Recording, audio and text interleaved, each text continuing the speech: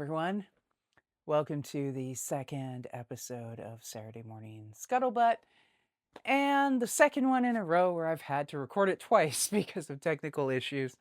I recorded this earlier downstairs, my studio is right now kind of torn up. Well, not torn up, stuffed, I guess would be the better way to put it, because I have a big folding table in the middle of it that has canvases on it that I'm working on. And anyways, so I was like squished behind a table, and then I realized that I had cut the footage off like right at my eyebrows, and it looked weird. And anyways, so we're refilming this. Um, Hi, my name's Pyra Draculea, by the way. I guess that would be down below. And I am upstairs in one of the bedrooms, because I figured, well, this is kind of a better angle. I've got some Christmas lights going on. Are they in camera focus, or I don't know. If there's weird light glows, it's because there's LED Christmas lights in this room. So, take two. Do I remember anything I said last time? Probably not, but that's okay. That might even be for the better. So, what have I been up to this week? So, I'm filming this on Friday night to post on Saturday morning. And what did I do earlier? I was at the CWL potluck for the ladies of my parish earlier. We had a bake sale last weekend, so I did some baking for that, made some cookies for that, did a salad today, for pretense purposes. Had a few people say, "Oh, you love salad. That's awesome." I'm like, you know? Yeah, I love salad. You can tell by looking at me. Uh, I mean, it's a good salad, but basically all I do is I get a big container of the spinach, the pre-washed spinach. I get a big container of, yeah, sometimes arugula, but today it was like the field greens. And then I get a big container of blueberries and dump it all in. I did have, if people wanted to add some nuts or sunflower seeds on top, I had those in separate dishes, and a couple different dressing options. But yeah. Anyways, it was good. Haven't I've missed a bunch of meetings, so due to actually my painting class, so it was kind of nice to I've seen certain of the other members of my group, but a lot of people I haven't seen since, June. So it was kind of nice to go and hang out and chat. And also, I blathered about one of the other bits of news, which is that Ricky B. Ricky's still life painting that I um, finished, and that is on my channel, and also the exhibition tour. Well, it's up on exhibition at the Cowichan Valley Arts Council's Annex Gallery. That is in Duncan, BC, in the same building as the library on James Street. The exhibition runs until next Friday. Next Friday's our pickup day, so December 19th. I think we need to have everything out by like 2 p.m. But, like if you happen to pop by that day, there might be half the paintings still there and half not, but I'll go fetch mine sometime on Friday morning. If it hasn't sold, it is for sale. So if you're local in the area, do go check that out. And if not, well, I do have a little, I think it's only like a minute or 2 minutes, little tour where I took my phone around and just kind of zoomed in on each piece of art and the tag so you can see the credit, back, moved along. So there is a video tour. So what else? Oh, I wanted to make a note. Last video I was talking about Gamvar and the bottle should be clear and whatnot. That's what I had been told. And for the gloss, that's definitely true. But this week I read somewhere online that the Gamvar satin and matte, even in the bottle, brand new, unopened, that they're supposed to be kind of cloudy. So apparently what I was saying, possibly incorrect. Although, hey, I also put 2 coats of gloss varnish on a couple of my paintings this week. And even though it was the gloss varnish, kind of turned out satin looking by my thought process. So anyways, I would just say go for the gloss varnish and whatever. But apparently, it is okay if you see satin gamvar and it is kind of cloudy in the bottle. It's, I guess, supposed to be that way. Yeah, so we hung the show on Wednesday, and then Thursday we had a little opening reception. It was pretty nice, chatted with a few people, mostly friends of friends or people who are members of the Cowichan Valley Arts Council who are able to come by. My local friends, I mean, I was telling people about it today. I was telling people at my Toastmasters on Wednesday. So, but most of my friends, if they're in this area, most of them still work. So, like, they might be able to go see it tomorrow, or they might just take my word for it. But it would be kind of nice, anyways. And of course, most of my friends overall are not in the local area, although I do have a bunch of friends here. So, what else have I been doing? Planting. Did I say planting? Planning my painting schedule for 2026, which shows I want to submit work for, including the Souk Fine Arts show. That's in the summer. The deadline, I believe, is June 1st. And then the Cowichan Valley Fine Arts Show, the deadline's a little earlier than that. So at least I have a schedule, here's the big paintings I want to do, approximately what canvas sizes, because I've got a huge stash of canvas. So I'd like to use that up. And also some medium ones that I will be setting up an Etsy shop in the next couple months. So some of the smaller ones and then like 6x6s. That would be for sale and for shipping. So I kind of, but because I know me, like some days I'll be like, I want to paint, but I don't know what. So I kind of like to have like, okay, there's a checklist. Here's what you're supposed to be painting. Here's the references, etc. And with that in mind, then my first thing this week was to kind of go through and do some gessoing on 7 canvases, one really big, well, relatively to me, 30 inches by 40, one that was kind of more, I would call medium now, 24 by 30. Feels big in my studio, but that's the size of the Ricky Still Life, and believe me, once it went in the gallery door, it's like, oh my God, this is tiny. Like, you could paint so much bigger, except it wouldn't fit in my car. What else did I do? I've started, because I know I'm going to have to soon be writing and talking more about my paintings. And I mean, like, the actual, like, the themes, the influences, the processes, all that sort of stuff, as opposed to talking around my work. So I started a new sort of blog series. I think on Thursdays, I'm going to try and write a piece about theme and whatnot, things that influence my thinking, even if they don't necessarily come through in a specific painting. And the one that I wrote on Thursday this week, I mean, it starts off a little bit more where I'm talking about, I hate talking and writing about my work, and it's been like this, blah, blah, blah. And I talked a little bit about my history, art-wise, and then I talked a little about the mediums I'm working in. I'm mostly painting acrylic on canvas and size. And then I was going to get into theme and thought I would just briefly touch on one particular theme that I get into, which is celebrity culture or fandom and like celebrity worship, that kind of idolatry or whatever. But and then that went off on a whole tangent that gets into like some really toxic, even abusive behavior I've witnessed from fans to people they supposedly love, celebrities or rock stars or whatever. Some of it gets a little bit dark, but I tried to kind of touch and go away. Well,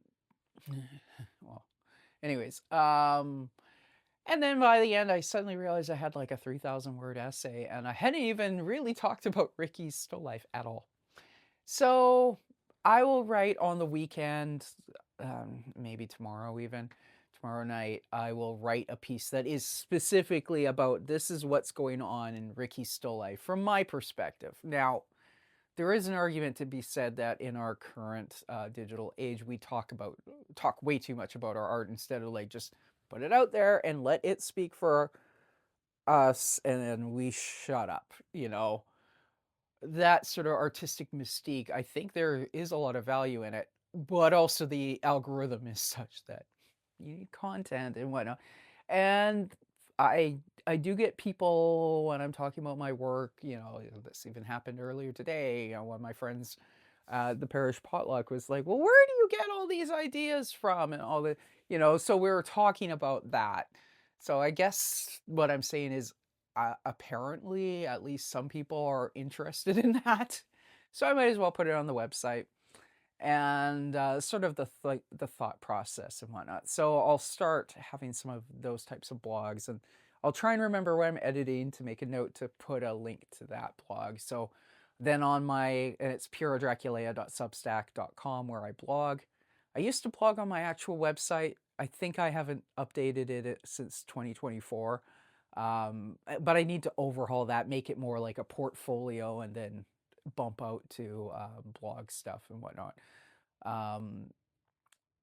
But anyways, I'll have like a Thursday blog that's kind of, Thursday themes or whatever. I kind of like the alliteration. Like, this is the Saturday morning Scuttlebutt show. And then my Sunday would kind of be like, what's going on in my life? Not necessarily, sometimes, that has sort of been talking about my work as well a little bit and what I've done that way, but I think this show is going to kind of take over that part. But sort of what's going on around my work that isn't specifically my work. So yeah.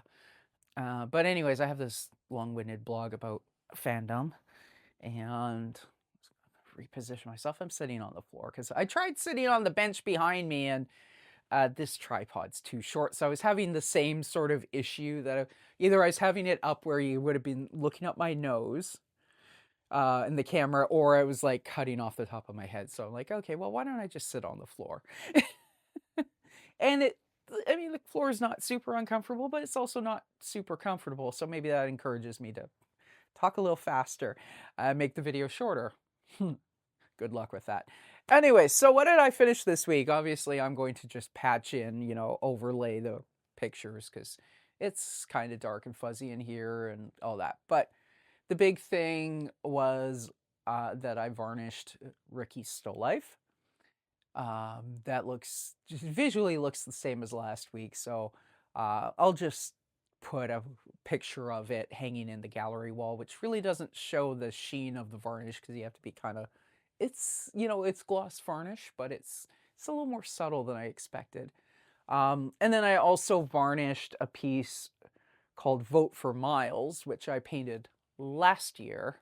I think when I did the first version of this video earlier, the one with my head half missing, I went on a whole long talking about Vote for Myles and the background of the piece and all that, but maybe we'll just write a blog about that and do it later. So anyways, that's not a recently finished painting, but it had not been varnished because this is actually the first time I've ever varnished.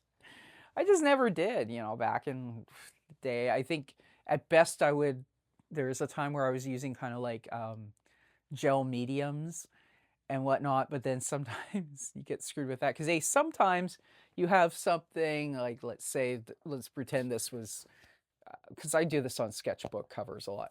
So let's pretend this is that, and I would put like some sequins and some lace and like do like a little weird abstract collage on the cover of the book. So it has some texture, and so I can tell them apart at a glance. But if I was using the clear, especially the glossy gel medium or soft gel medium, like that might have been dry. I have one that I did that cover on, I kid you not, I think in 2022. And then I didn't actually use the sketchbook until this summer. And it doesn't feel wet when you touch it. It doesn't even feel tacky. But if I put that with another book on top of it, there'd almost be like it would want to hold on. It's almost like the book on top would want to like stick to that.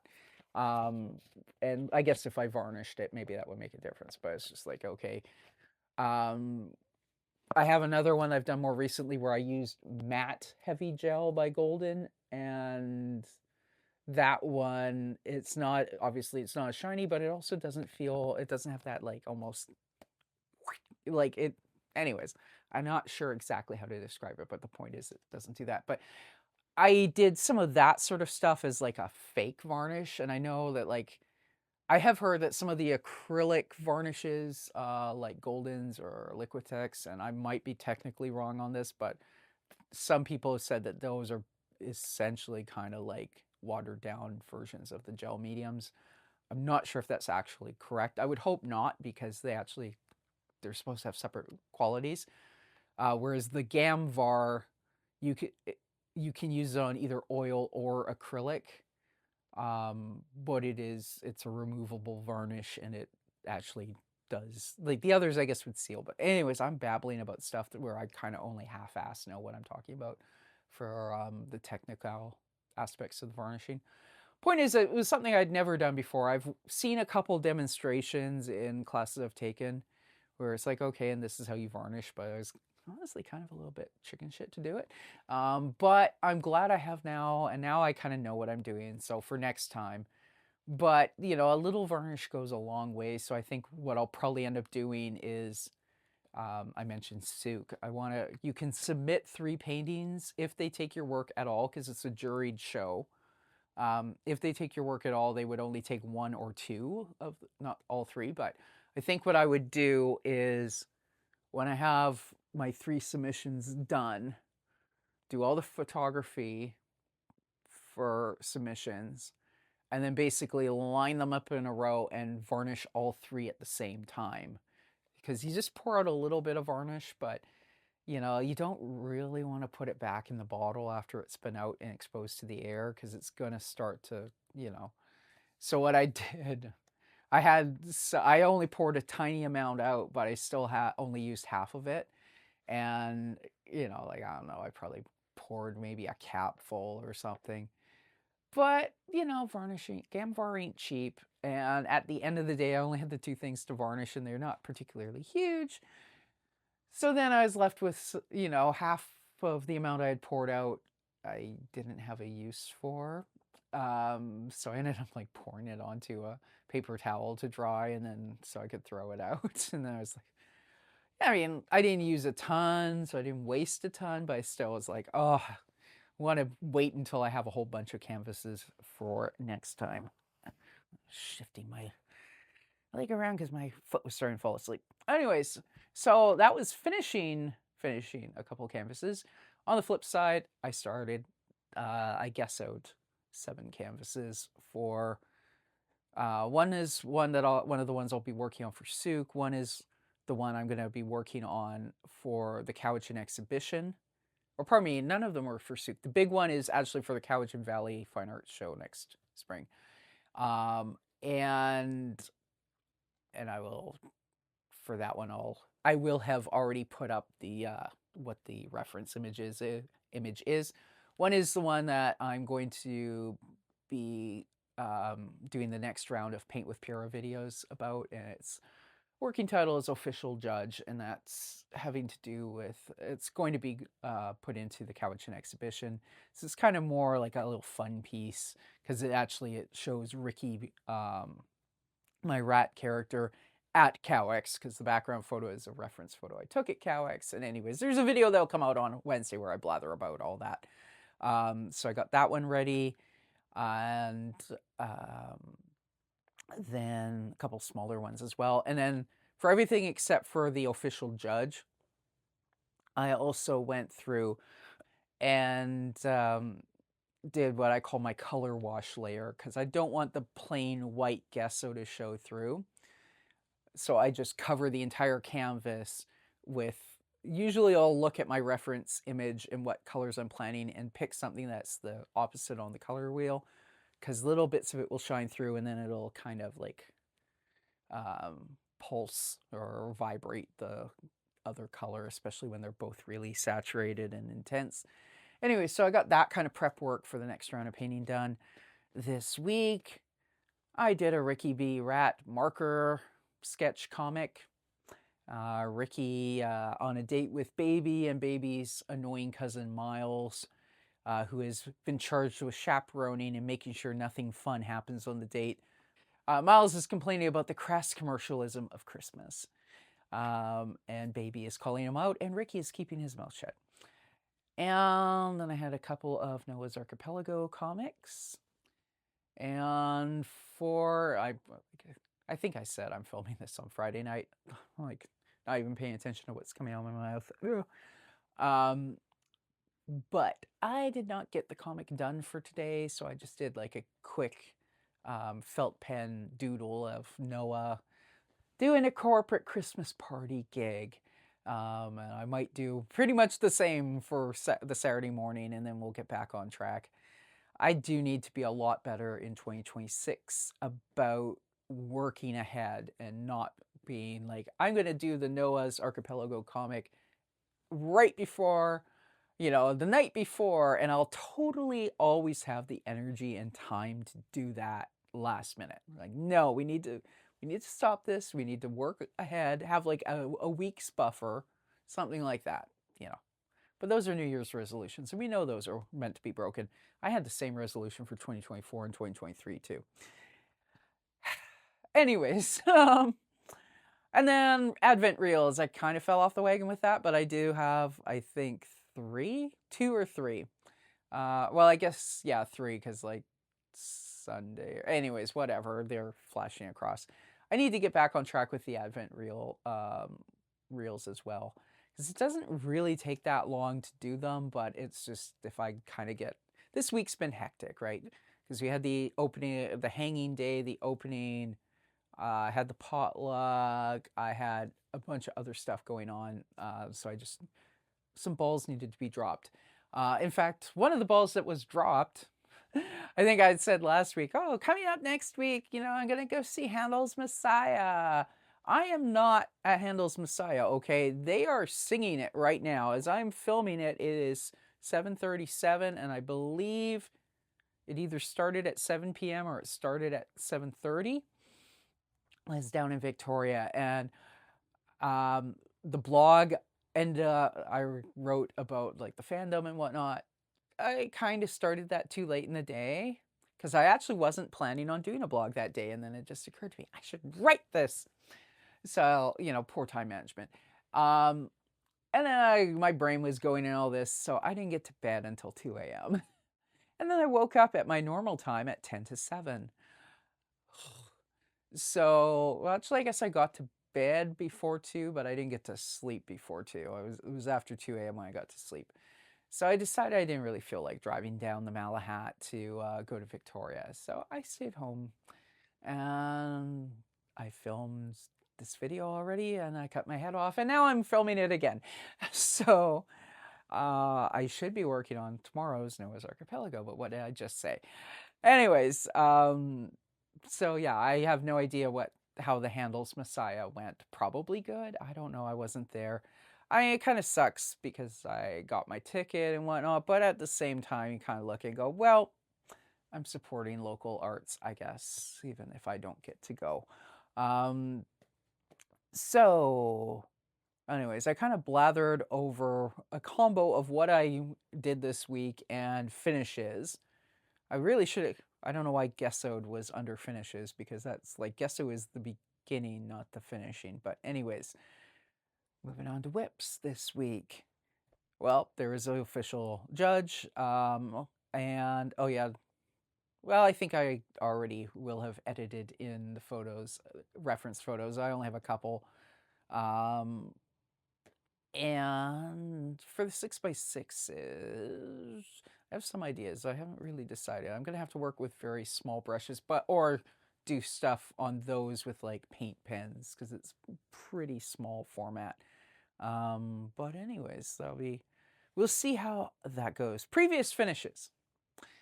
I talked about varnishing, vote for Myles, so we already saw that. So I have a format, and I'm just like wandering all over it and ignoring the format today, but that's okay. So yeah, what have I been and then I guess what I have here is, what have I been watching this week? Well, some obnoxious comedy shows on YouTube, I guess, but nothing we need to really discuss. But in advance of New Year's resolutions, which, as I already said, they're made to be broken, I was thinking I need to do some more reading that's art related. So, one of the books I have I'm looking at notes on my laptop down there. I don't know. I probably have like the creepy blue light flashing up this way, and then the bedside table lamp coming down this way, and then the Christmas lights. My face is probably like half purple and looks weird, or maybe looks improved. I don't know. Anyways, I have notes down here and like a whole rant about one of the books because anyways, but I think I'm gonna do the rant more a blog at some point. So, what am I looking at? One of these that I want to kind of read a little bit each day. Two of them are kind of more workbooky, and two are more info typey. If I hold this up, is that going to then be all like blacked out? But because it's away from the light. This is called Daily Rituals: How Artists Work by Mason Curry. And he just has like a little write-up on different people. Now, he has some people in here who are not artists. I'm sorry, Margaret Mead was an anthropologist. For all I know, maybe she did some artwork on the side, but there's nothing in that little paragraph that has to do with artists, whatever. But it's basically people who are, people who are famous, many of whom are creative, many who aren't. I think there's 160, 100 something. Like Franz Schubert, Franz Liszt, Charles Dickens, Tchaikovsky. I think he's got something on Picasso. But it kind of is, there'll be a little write up, and for some of the people where there's more info, it'll be like 2 pages long, and for some people it's like super short, like 1 paragraph. I mean, that's like the start of Immanuel Kant's. But talking about what is known about their daily routines. I got this a couple years ago. It's actually a former library book that I got off of Amazon on the use. So, because definitely time management is an ongoing issue for me, and figuring out how to structure, like, now that I've been painting for 35 years, but now that I'm like, I have the wherewithal to kind of try to do it as like my main thing, for a variety of reasons.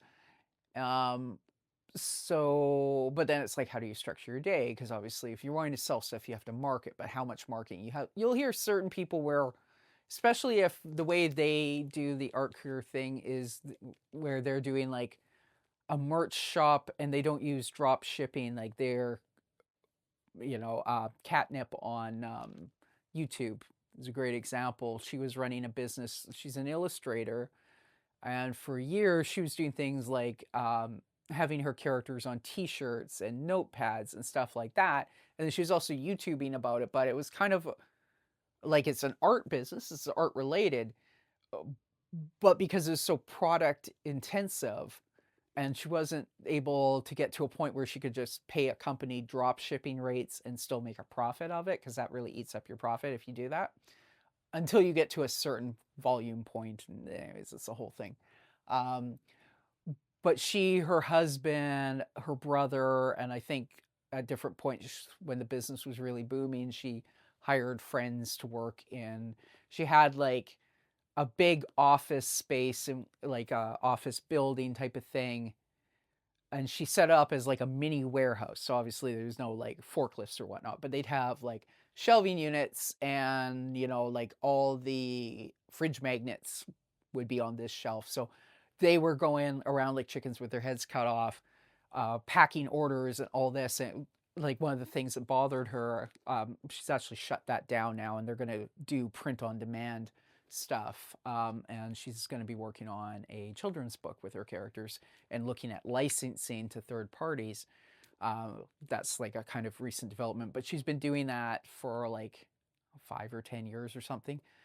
But there were points where I remember, because I've been watching her on YouTube for quite a while, And there were points where she was talking about, like, I haven't had time to make art. I'm too busy, packing orders, designing merch, or making, ordering the merch, sorting out the taxes and like the, where you kind of become more like you're a retail operation rather than an artist. That's totally a legitimate way to do it, for sure. And probably in terms of money, for a lot of people, that's the more financially reasonable way to do it. Um, but it's, then you're sacrificing art time versus if you're, and you're always having to come up with new product lines and all this. Whereas if you're somebody, I know somebody else that I know in person who is pretty much a full-time painter, who has big exhibitions, who has who will have shows in galleries in Europe, who takes commissions as an oil painter, and does teach like 2 days a week. But basically, other than that, full-time painter, that's all he does. But he's making fewer works, selling them for a higher price. But then in some ways, it's kind of, until you get your rhythm going and you have commissions and stuff lined up, or you have gallery shows lined up and buyers lined up, then that gets a little scary because you never know if the collectors are going to buy that next painting. And if you're selling it for 10 grand, um, and you only, like, I don't know how many, I haven't asked exactly how many paintings this person finishes in a year, but like, there's a risk that they won't sell, and because it's a higher ticket item, then that's a bigger risk if one of those doesn't sell versus, if you do a run of stickers and maybe you invest $500 in getting the stickers made. Yeah, you can have inventory that sits on your shelf and could take quite a while to sell them if design isn't popular, but $500, if like, you're out for sure, it still sucks, but it's less of it anyways. So anyways, point is, there's a whole bunch of different approaches, and each approach needs a different daily structure, right? So anyways, that's why I bought this book, and I still haven't had time to read it. So I think what I'm going to try and do is read just one profile every day, and then I would have it done in like by June, I guess. And then something where it's kind of take it in. And some people, it's not going to be relevant. Some people, it's going to be very relevant. Like, oh, that person had this structure, and So anyways, that's first thing on the list. Huck it over there. A Life in the Arts by, I'll put the titles and names in the description. Eric Myles. This, in a way, like he does, if I get my reading glasses, like he does have stuff like that are kind of nitty gritty, like the business of art, and whatnot. But a lot of it is kind of more psychological. So he has sections on like where you're kind of journaling, right? Like this is from page XXI, so 21, but still in the introduction. He has like a guided writing thing. So talking about like narrowing your focus and asking creative questions. For example, if I think this has to do with blocks or whatnot, things that tend to be your triggers and whatnot. Questions to ask yourself if an issue with self-esteem. What would it take for me to really feel proud of myself? How would it feel to step into a powerful person's shoes? What is it I most fear hearing about myself? And there's stuff like that. But then, another question,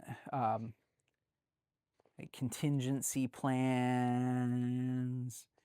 And he kind of talks about like strategies. What do I mean by creativity? Do I believe that I can be more creative? In what ways? Do I love my art enough? Do I feel passionate about art? So it's a lot of journaling stuff, but he does have write-ups as well in comments, because I believe he is actually, an expanded workbook edition of Staying Sane in the Arts. He does actually have a chapter on mental health. And he talks about, there's another chapter at the back that's talking about the rewards and perils of isolation, working in community. For example, myself, I am, if it's my own project, I do not want to do collaborations. I'm too much of a control freak, Um, when I was on the fringes of the music industry, I used to find, there's the odd time I'd work on like somebody else's project with them, like a remix or something like that. But otherwise, basically, I think I get this from my paternal grandmother. She was, you know, Polish lady who'd been through World War II, lost her first husband in World War II, and then came out to the prairies to farm and all this, and worked hard and whatnot. Also extremely impatient. This is where I get. So, like in her later years, we're talking when she was well into her 80s. She lived till she was 96 or 97, and was very active until the last 2 years. Last 2 years, she started to become frail because I think it was colon cancer she'd had, and then she had to have surgery, and then so she had a decline in the last couple years. But pretty much up until that point, she lived in Winnipeg, and my two aunts and their husbands, one aunt lived like 5 blocks away, 5 blocks walk in their small blocks. And then my other aunt had lived for many years, I think 7 blocks away in the other direction, 7 or 8 blocks away in the other direction. So like a 2-minute drive. But also still within walking distance. And then later they moved across town, but whatever. So she would, at times, like the gutters needed cleaning. She had a duplex, right? So her half of the duplex. If she determined the gutters needed cleaning, she would call my Uncle Guy, and he would say, "All right, I'll be there in half an hour." He would get there. She's up on the ladder because she decided after 5 minutes she wasn't waiting for Guy any longer, even though she knew he was driving there. Like I'm talking at a point when he lived, on the other side of town. So by the time you get your boots on and get your get your stuff and get down to the car and then drive across town, like half an hour is he was leaving right away. But 5 minutes later, she would be impatient and she would just get up on the ladder and clean her gutters herself, or she would have started it. Like he would end up getting up and doing the high ones, but she will have already done like the bottom. So anyways, my point is it's genetic. So having somebody else work on my project would have driven me insane. Like I did for my music project, I didn't do my own mastering engineering, like the last step of it. I did my own mixing, I did my own graphic design, I did my own recording and all. Anyways, the whole thing. But even though a friend of mine who's a very good mastering engineer handled the mastering for my old Maclu releases, sometimes it would drive me crazy because somehow something would be slightly different than what I expected it to sound like. There are a couple of times I made him redo it. Poor guy. But I know with my personality, I do not collaborate well. But strangely, I kind of like working around other people. I wouldn't want to do it 100% of the time, because then at a certain point you end up chatting with your buddy and then you're not really working. Like I found that sometimes in this class I just finished. But it's also kind of nice where you kind of go and you sit down with your stuff at your easel and there's other people around, so you're not like stuck in your own house or whatever. And everybody's working, but everybody's working on something else. And that I kind of like that balance. I'm not saying I would like pay to rent a space just for that, but I know the local arts council does have an open studio 1 day a week, and I think in the new year I'm going to start going to that. Not necessarily for painting, because that's a lot of stuff to haul back and forth, but I might take like some of my graphic novel stuff that's like prep work, where I'm doing it with pen, like lettering with pens or something, where it's not a mess. I'm not going to have things wet at the end of the 2 hours. I have to like hope doesn't get smeared going into the car, that sort of stuff. But I think there's a lot of prep work, like, or if I'm gridding a painting, to transfer my drawing onto that. And I'm basically there with a giant ruler and paint pens, stuff like that, that's kind of clean and easy to transport. I might start going and doing that once a week because I think that would be useful. But anyways, that point is there's a lot of that kind of know thyself and sort of exercises so that you can think about how you structure your day, how you structure your career. If you're a super social person, you might want to do, like, I know I do not plan to do commissions. That would be super stressful for me. And I guess if the money's good, it's one thing, but I guess it's also if somebody wanted something but it painted in my style, that's very different from paint a portrait of my mother, but it needs to be, I get to tell you how to, like, anyways. That sort of collaboration stuff doesn't work for me, but I know other people it works fantastic for. And I even know people who love taking commissions because it gets them out of their own rut. And it gives them new ideas and stuff. Anyways, point is, so this is a fantastic book for navel gazing until you get those kind of answers and brainstorms. I had started it, and I think I got like 2 or 3 chapters in a while ago, and then I got sidetracked and busy and whatnot. But I'm going to, I think I should just leave my glasses on so I can see, but then I'm vain, and I'm like, I gotta take my glasses off. There's a reason why I wear contacts. I mean, these are reading glasses now, right? But where are we? Appendix 1. I'm just trying to see how many chapters there are. I guess it would make more sense to just go to the table of contents, eh? So there's 8 chapters and then an appendix. So there's like 9 chapters. So I mean, it's probably pushing it too much to say, oh, I would do 1 chapter a week. Like that would, because each one of them might have like 30 exercises in it. But I think I'm going to try and chip away at, doing 1 or 2 exercises a night is like my pre-bed journaling. Oh, and did I even remember to say, one of the reasons why, aside from practicalities of why I want to be reading like a day in the life or or a life in the arts or daily rituals and planning my own life, is also, you hear about like biorhythms and how screens before bed screw your brain up and screw your sleep up and whatnot. Most nights, obviously not last night because of what I said, but most nights I tend to get to bed around 10, and I do normally sleep pretty decently, but there's nights where I don't.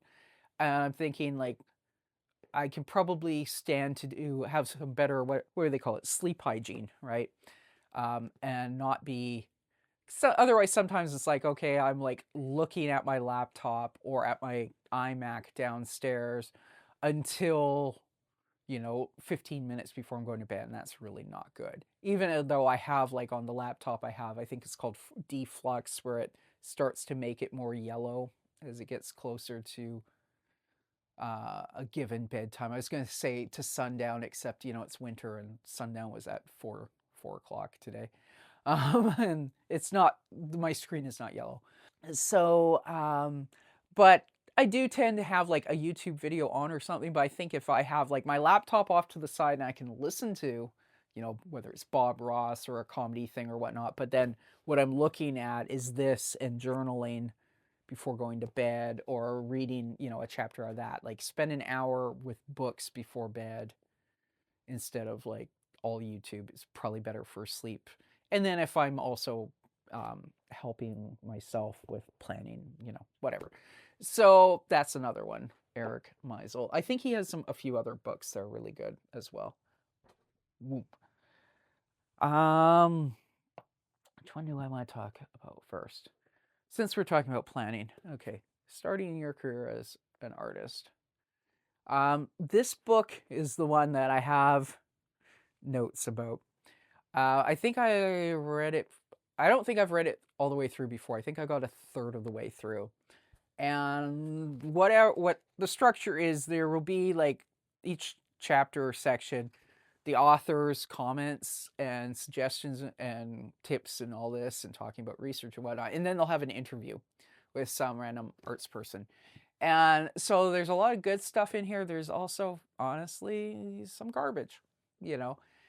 People's opinions, people's neuroses presented as fact and stuff like that. So there's a lot of good stuff in this book. There's also some take it with the whole box of salt. And no, laptop decided to go to sleep. Anyways, now it's back. So I have a whole comment, and it's not even so much what's in here, but like a couple offhanded comments in some of the interviews where it's like, oh, that bullshit. I have heard people in real life spew that garbage, and it's an excuse. And I think when I filmed this earlier, I had like 3 versions of talking about this book, and I would get to rambling and then just be like, okay, cut that out. Let's try that again. And then I was just like, you know what? First of all, I should probably keep my mouth shut until I actually read through the whole thing. But also, probably that's a better sort of thing for like a blog. And some of it, I guess, would be, like, anyways. When you flip through this, there is a fair amount of decent material in here about, career planning, pivoting careers. I think there's stuff in here about dealing with galleries or getting representation, social media social media for artists, which it's in a print book, so it's out of date, but the general principles apply. Promotion, gaining experience, writing resumes, CVs, etc. There is a lot of good stuff. There's also, like I said, some interviews where you sort of go like, I don't care what you think, and I think you're wrong.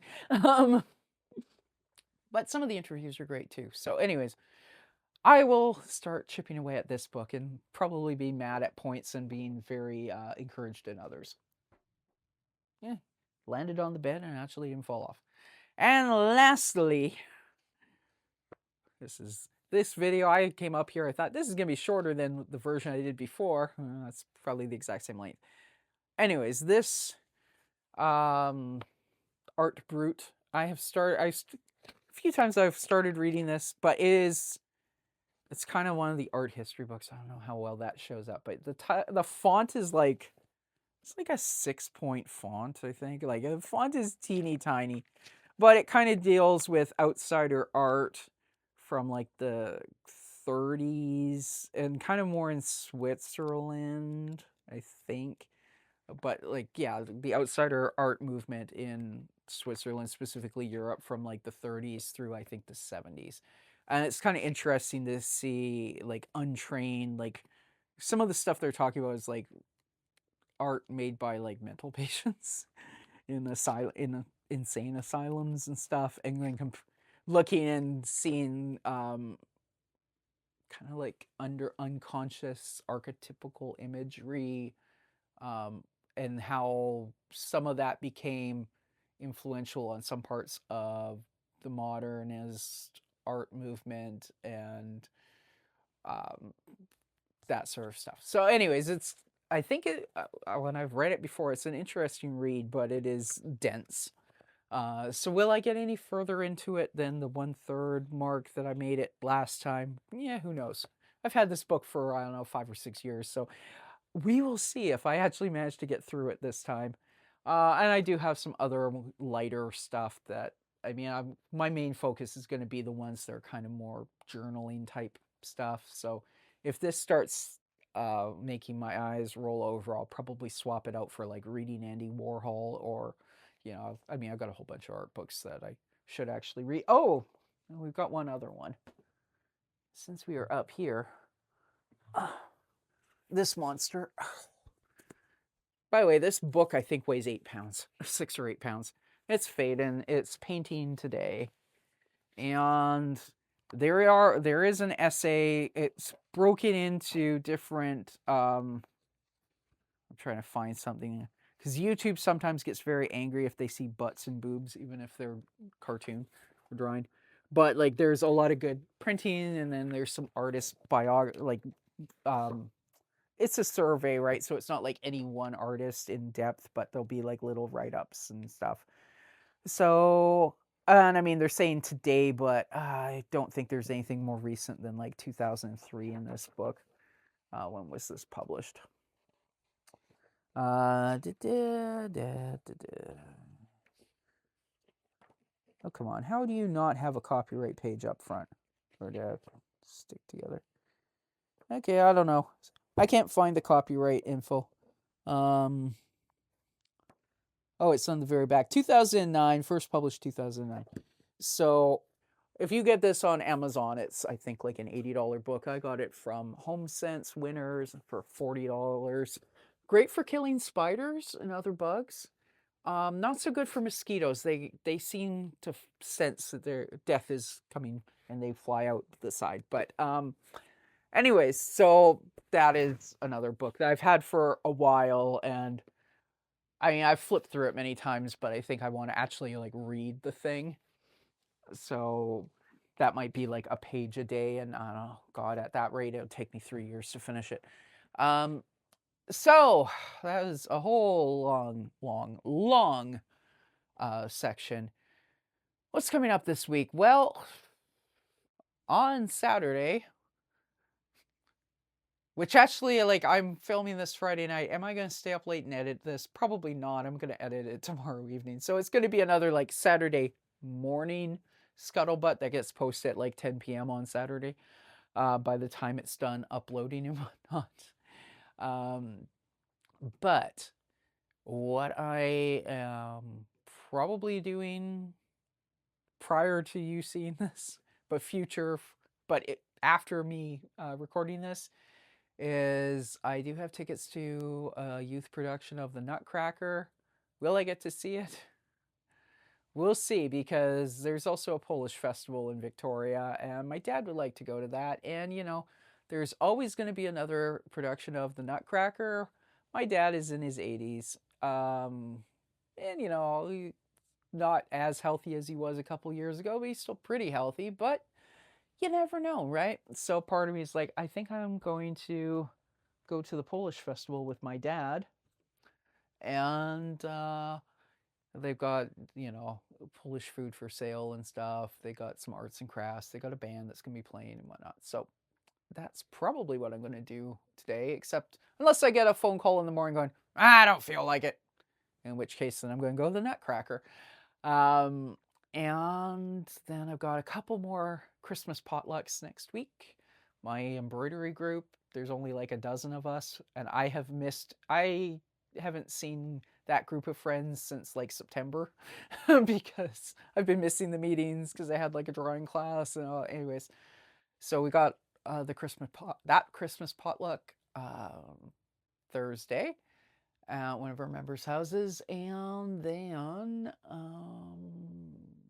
the parish potluck. We had the women's group potluck today, but like the whole parish potluck is next Friday. Oh, and for that, last year we had a photo booth set up, and I had been the one to decorate it, and that was very popular. We had to take it out of the church hall because our church actually had a flood in like September or something. We got like crazy rain, and I guess the ceiling under the doors, because it's kind of like you go like a few steps down from ground level to get into the hall, and the water came flooding in after a really bad torrential downpour. And anyways, everything had to come out of the hall, including the photo booth. But it was mentioned to me, hey, can you decorate that again? I'm like, yeah, when are you bringing it in? And they're like, I don't know, we'll find out. So sometime next week, I will get a email about, hey, the photo booth is set up. Please come and make it all sparkly and fun. So I will take some photos. I won't like film myself doing that because that's kind of weird. but I'll take pictures of it. And so in next week's video, hopefully I have some pictures of the photo booth, and we'll see who. I'll see. I know we've got a bunch of stuff there, but I'll probably get some other ribbon and whatnot. It's made out of old pallets, so it's a little bit rustic, but we try and have some cool stuff there. So that'll be kind of artistic and something, I've decorated it 2 or 3 times now at different points, but it's out of the realm of what I normally do in my day-to-day creativity, so that'll be fun. So I guess I'll have that to report on. Although, who knows, next week I'll probably record this show on Friday again, so I won't actually be able to report on the potluck and how the photo booth was received until the week after, which will be like Christmas, basically. Or that'll actually be after. Oh my, wow. Today is the 12th. This is going live on the 13th. So next week it'll be on the 20th, and then, yeah, the one after that will be after Christmas. But it's going fast, man. Anyways, so I have been blathering a very long time. I'm going to stop the video here. Hope that I haven't cut my head off, but I did do checks of, like, if I sit here and the camera's there, I think there's this much space, like this much above my head. So I'm gonna dump it on my computer and edit it sometime tomorrow and upload, like I said. The fun thing is, I think last time nobody watched it the first day anyways, like all the views are like on Monday, so it doesn't matter when I upload it, right?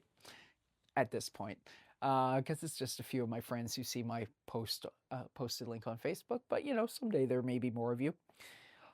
Anyways, hope you've had a good week. Hope you've gotten some entertainment out of my blathering, and talk at you again next week when, wow, it's going to be just before Christmas. So anyways, see you then. Bye for now.